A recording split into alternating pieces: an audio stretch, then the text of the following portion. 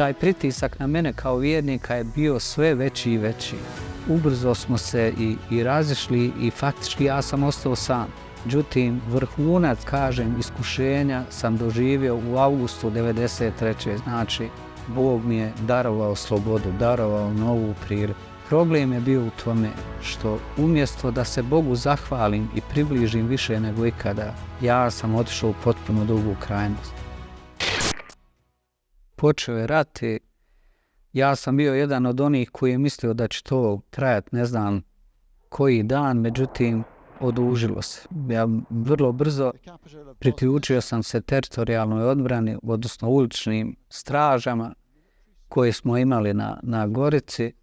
Vjera prodrmana, pastor je sa porodicom napustio grad, vratio se natrag u Vojvodinu, nismo imali okupljanja.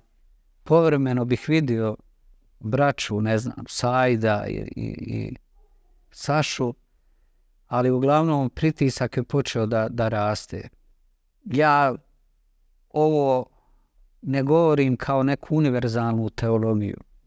Međutim, ja sam imao problem s tim da uopšte pomislim da ubijem nekoga, s obzirom da sam bio vjernik. I imao sam dilemu. Pazi, ja se zovem Dragan i živim u Sarajevu. Ljudi koji su okružili Sarajevo imaju slična imena. Ako odbijem da odem u armiju BiH, kako će me gledat ostali, sin jedinac, majka, kažem, ima mene i taj stric je još sa mnom. Bog mi je progovorio kroz priču o Ivanu Krstitelju koji krsti vojnike i ne kaže im bacite oružje. I nekako ja sam to primio kao ličnu poruku. Ponovo, ja ovo ne govorim kao univerzalnu teologiju. Svako od nas mora tražiti odgovor za sebe na ovu temu. I riješio sam, ok, znači mogu otići, mogu biti vojnik, a da opet imam čiste ruke. Taj pritisak na mene kao vjernika je bio sve veći i veći. Neko vrijeme pokušavao sam se održavati u formi, tako da kažem, sa tadašnjim, jednim od najboljih prijatelja i momkom koji se obratio na jednom od zadnjih sastanaka koje smo imali u zajednici u Ljubljanskoj. Dakle, sa Sašom Nikolinovićem živjeli smo u komšiluku i najbliže što smo imali onom na što smo navikli je bila adventistička crkva koja je bila opet samo jednu ulicu dalje. I počeli smo redovno ići tamo na službe koliko god smo mogli, jer i ja sam bio u vojsci i on je ubrzo bio mobilisan.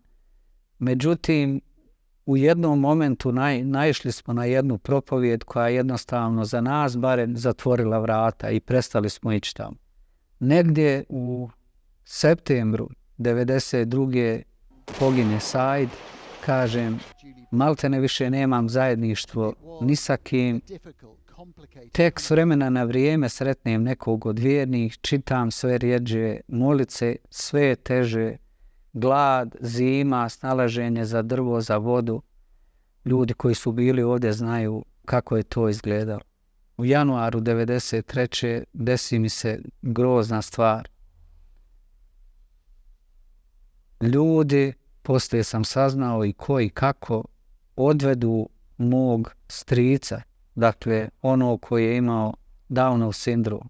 Meni ni dan danas nije jasno kako neko može ubiti takvu osobu samo zato što se zove drugačije. Međutim, jednostavno on je jedan dan krenuo kod komšije i više ga nikad niko nije vidio. Ja sam ga tražio, međutim bezuspješno. To je bio jedan od najvećih momenata krize moje vjere. Jer u tom momentu sam poželio i da se svetim i žao mi je bilo što sam ostao i žao mi je bilo što sam u armiji i žao sve to. Da sam imao najmanju šansu pobjegao bi iz grada. Kaže, moja vjera je bila na nuli totalno.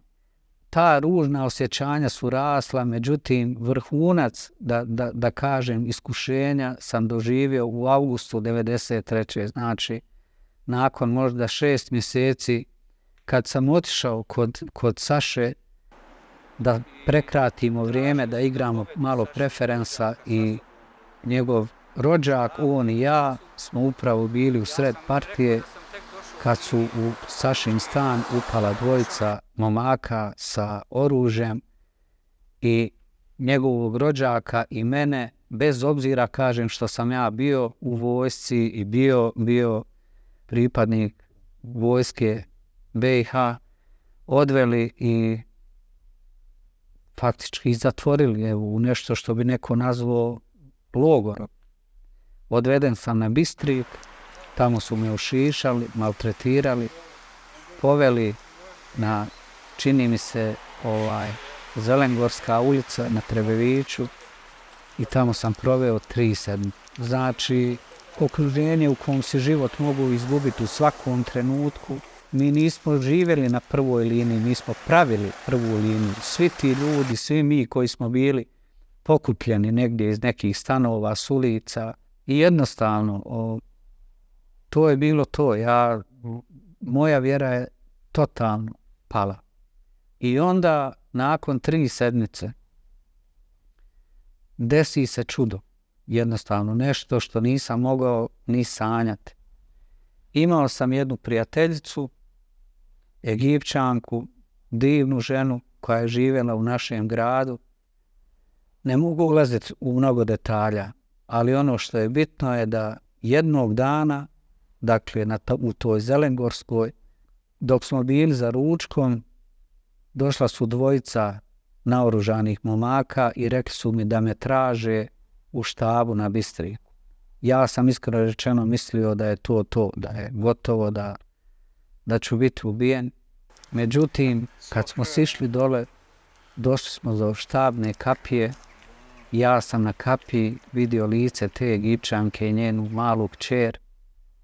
Ja sam znao da, nekako Bog mi je darovao slobodu, darovao novu priliku.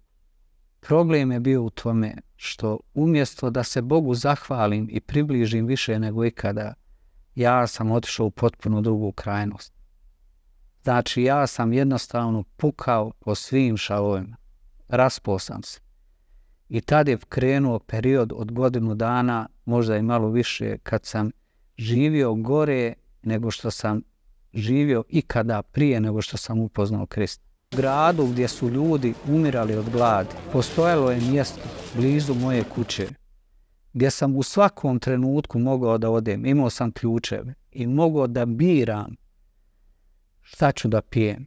Francuska vina, američke burbone, engleske, škotske viskije.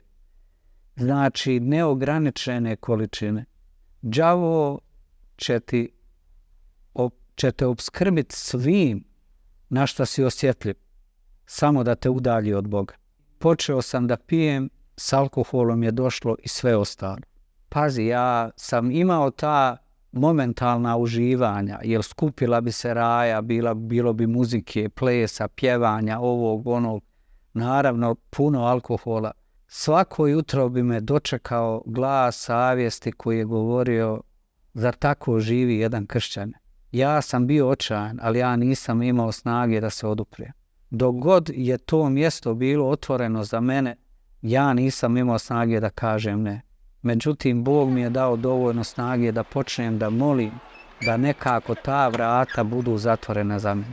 I Bog je odgovorio na molitvu. Taj stan je za mene postao više nedostupan, ta adresa je izbrisana iz moje glave, taj izvor alkohola je nestao, ta oaza normalnosti u tom ludilu od rata. Ja sam mislio da kad su ta vrata zatvorena da ću umrijeti, jer više nisam imao čemu da se okrenem po utjehu. Međutim, u istom vrijeme ja sam znao ovo je i moj put ozdravljenja, moj put povratka Bogu. Bog je počeo iscijeljenje.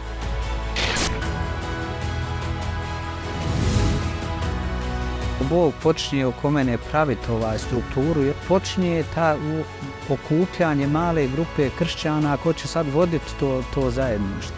U tome sam doživio ogromnu Božju milost. Na proljeće 95. dobili smo prve goste izvana, prvo krštenje nove zajednice. Ni vođa nije bio kršten.